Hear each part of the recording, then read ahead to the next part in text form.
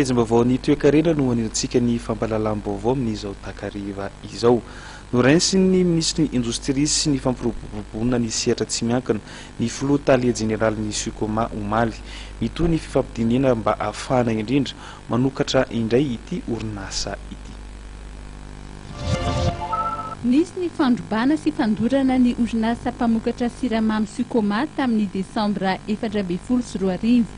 Omaly de Noraisin'ny Ministry ny Indostria sy ny fampandrosoana ny Sehetra tsy miankina sy ny ekipany tao amin'ny toeram-piasany tao Antaninarenina ny Filoha Tale Jeneralin'ny Sucoma. Amin'izao fotoan'izao zany nantona voreto zay fanantona ny partie chinoise sy ny partie malagasy amin'ny fampirarahana momba ny famerenana ny asa any amoron-tafo.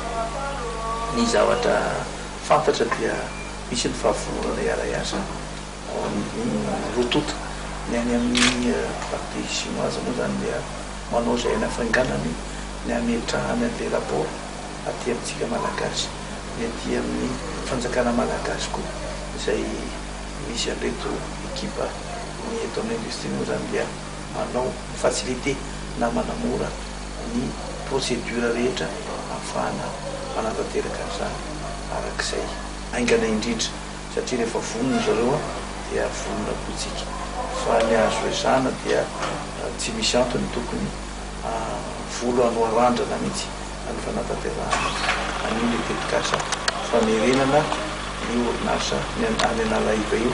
Nanambara ny Filoha Tale Jeneralin'ny Sucoma fa eo ampanaovana ny tombany izy ireo amin'izao ary sy ny taritra ivoaka ao aorian'izay.